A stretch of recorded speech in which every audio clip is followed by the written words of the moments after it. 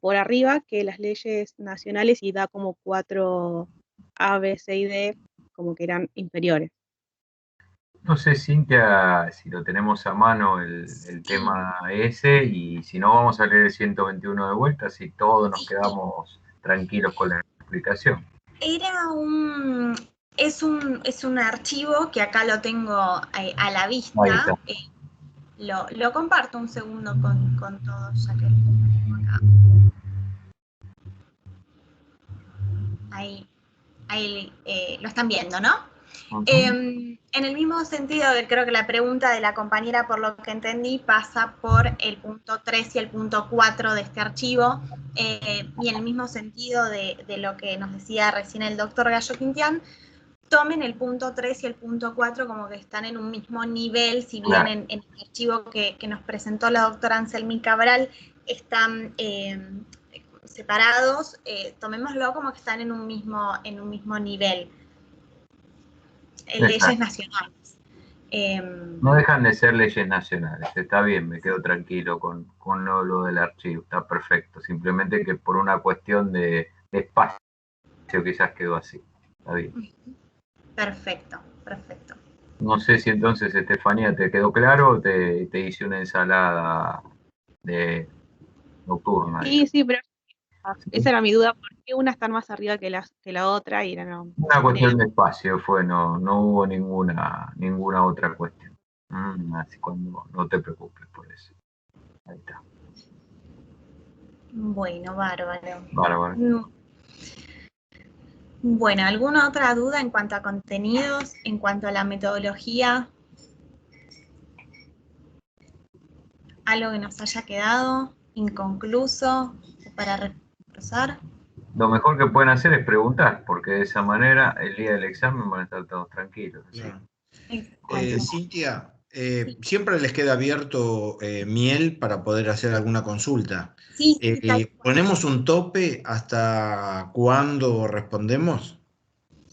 Bueno. ¿O lo dejamos abierto hasta el miércoles a la noche?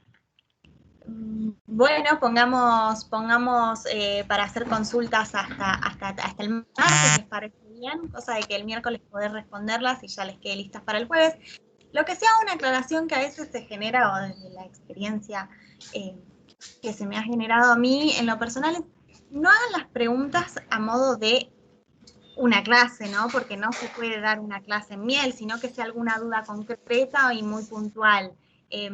No alguna pregunta muy abierta, porque por Miel se nos hace imposible dar una explicación muy extensa o dar una explicación como si fuera una clase en Teams. Así que solamente tengamos esta herramienta o este medio de comunicación para hacer alguna pregunta muy puntual o alguna duda que haya quedado, pero siempre puntual y bien delimitada. Así que pongamos como fecha hasta el martes como límite, martes todo el día para plantear alguna duda, alguna consulta puntual que tengan sobre los temas o en cuanto al aspecto metodológico. Así a nosotros nos da tiempo para el miércoles poder responderlas y ya les queda la pregunta contestada para el jueves el parcial. O sea que el martes tienen locro y tópicos. Claro. Claro, porque el martes es feriado. Claro. Los pastelitos también. Una cosita, ¿les parece que puedan tener obviamente a la mano el programa sin anotaciones para guiarse y el uso de la Constitución? Claro, sí. Sí. Eso lo tienen habilitado me para poderlo correcto. tener a mano. Perfecto. Y bueno, creo que no habría ya más nada, ¿no? No hay ninguna más mano levantada, no hay ninguna consulta más, creo que quedó claro, cualquier cosa nos quedan los canales de comunicación. Bueno, ahí veo. Ahí Ferrari. Melanie, te escuchamos. Hola, buenas noches. Yo estaba leyendo mis apuntes de la carpeta y me encuentro con una pregunta que dice si una norma que es declarada inconstitucional se puede aplicar. Y tengo la respuesta como que sí se puede aplicar, pero que luego se debe pagar una indemnización. ¿Es correcta la respuesta? Me había quedado la duda si yo lo había puesto bien. Habrá sido un caso particular ese. Claro.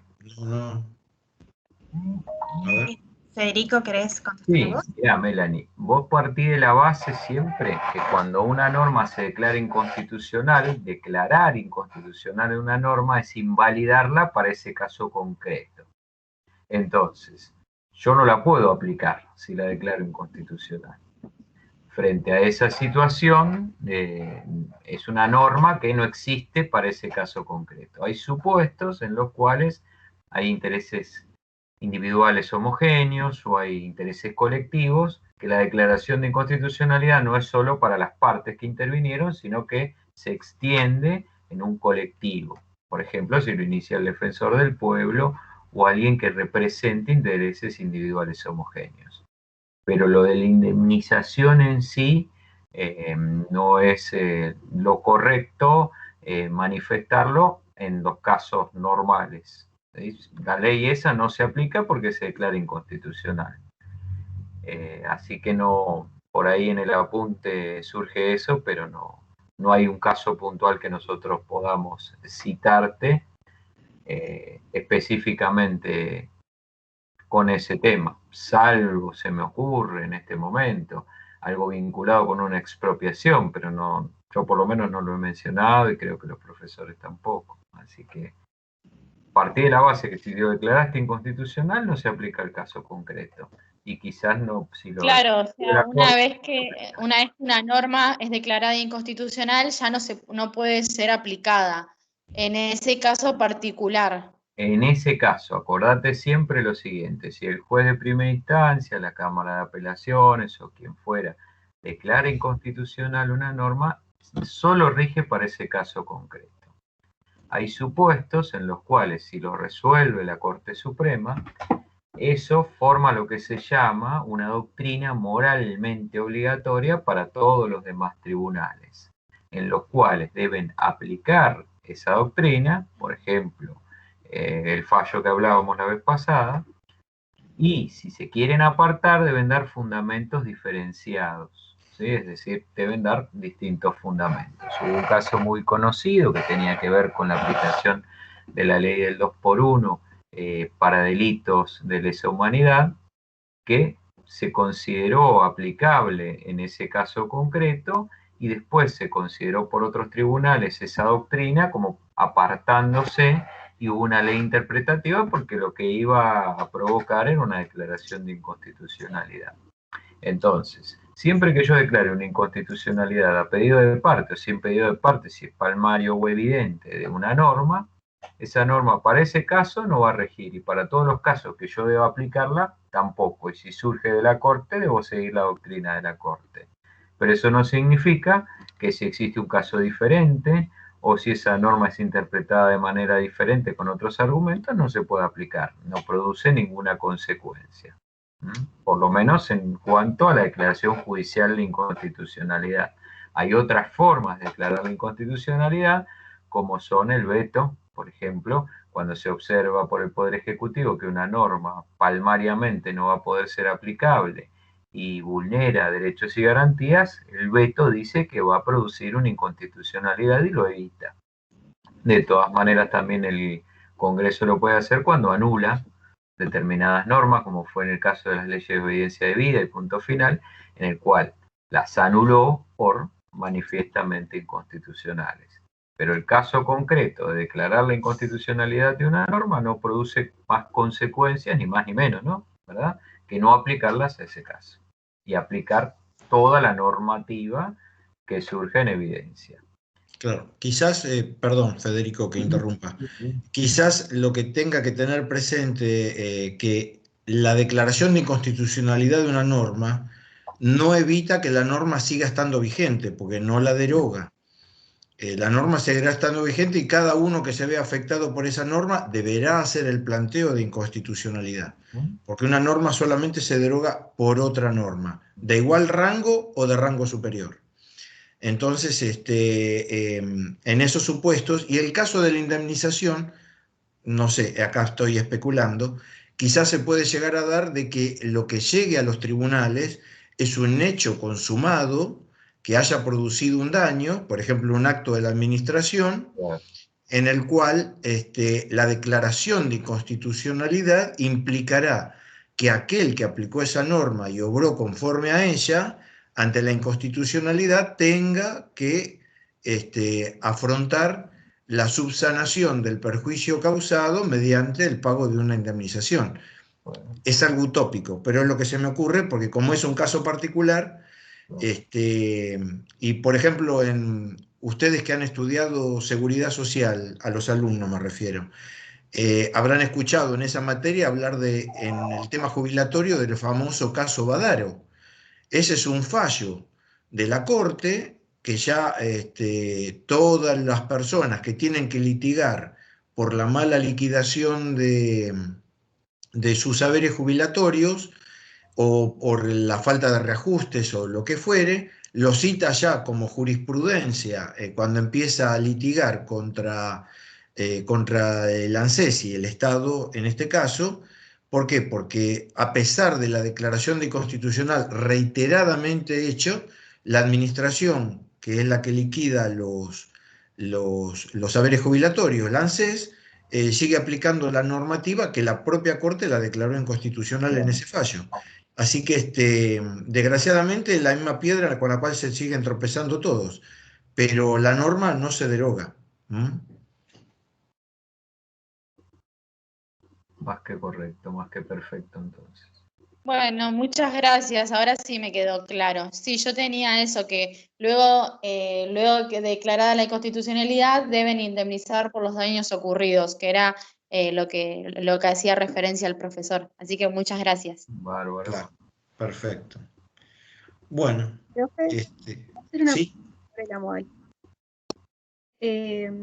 ¿Prefieren que preparemos un tema para arrancar o directamente preguntan ustedes?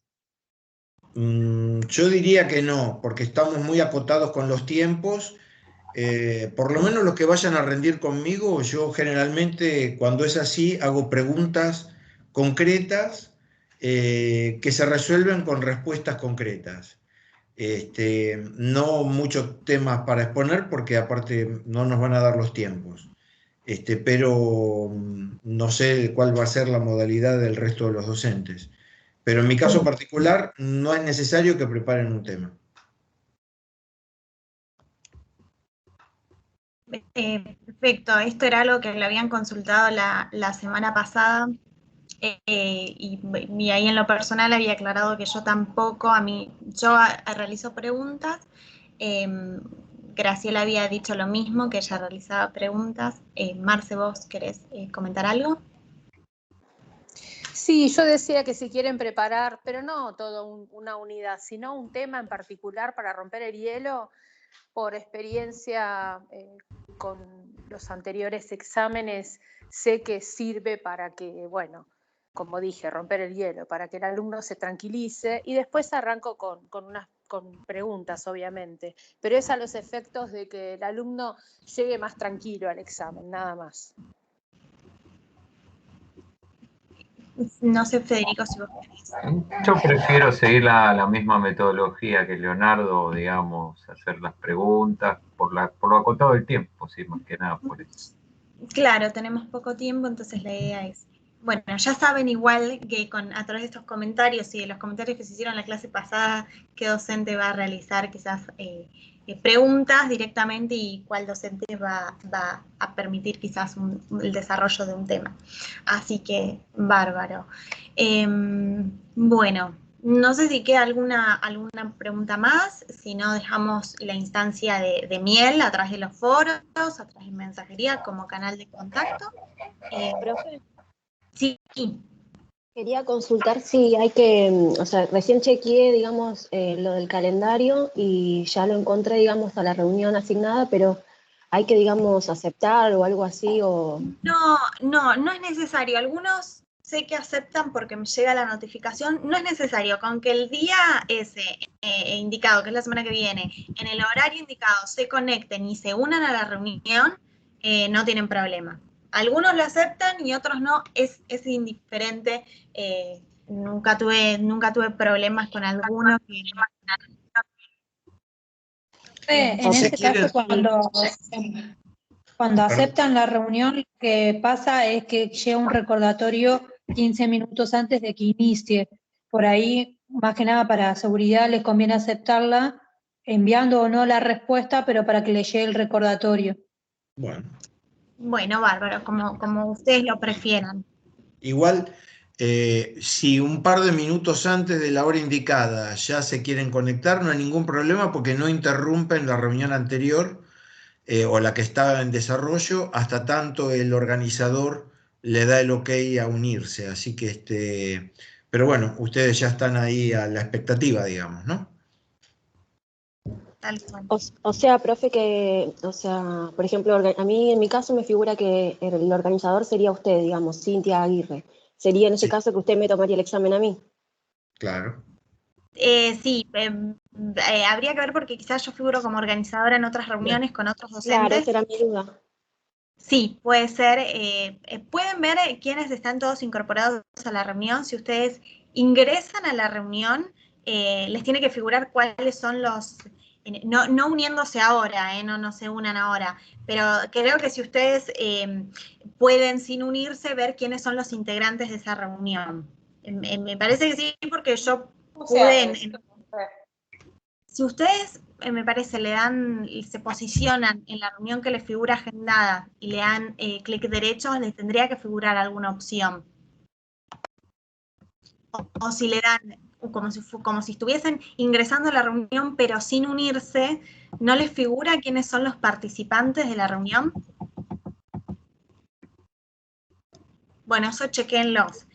Igual, si no pueden ver, porque yo quizás figuro como organizadora de otras reuniones y quizás les vaya a tomar otros docentes, a los efectos prácticos no les va a cambiar en nada, más que ese día enterarse qué docentes le va a tomar, porque más allá de la profesora Casas, el resto de los docentes dijimos que tomamos con preguntas puntuales, así que, o sea, los efectos prácticos no hay ninguna diferencia. Profe. Sí. Sí, buenas noches. A mí me figura que hay una participante en la misma reunión que estoy citado. Sí. Entonces, bueno, podés ver quiénes son todos los participantes, ¿no? Sí, somos 2 participantes y estamos citados de 8 a 8:19 p.m. Está bien. Sí. A mí particularmente me llegó del profesor de Cristo, pero no me figura, o sea, si ingreso me dice jueves entre 18:20 y 18:34, pero solamente mi nombre, no me figura participantes. Bueno, no sé el compañero, quizás, pero yo puedo ver las reuniones porque soy organizadora, pero tengo el recuerdo de que en otras reuniones que me hayan agendado siempre pude ver los participantes.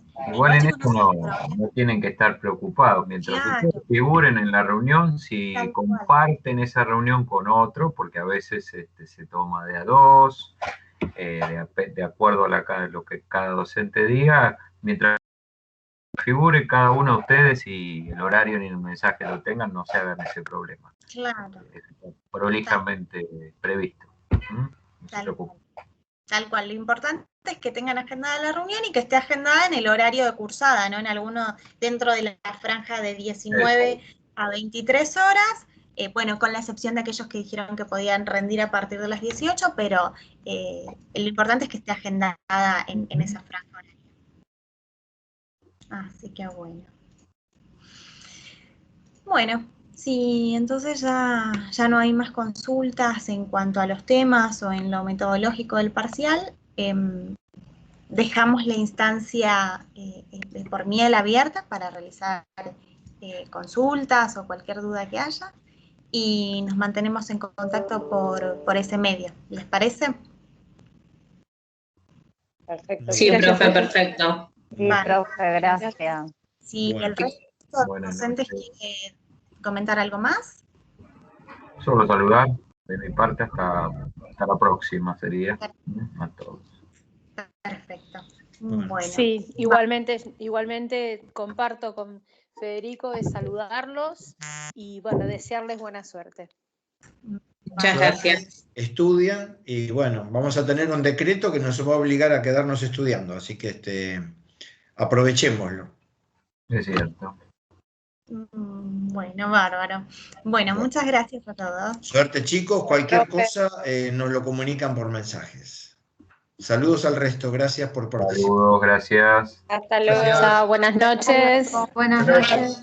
Buenas noches. Buenas noches. Chau, chau.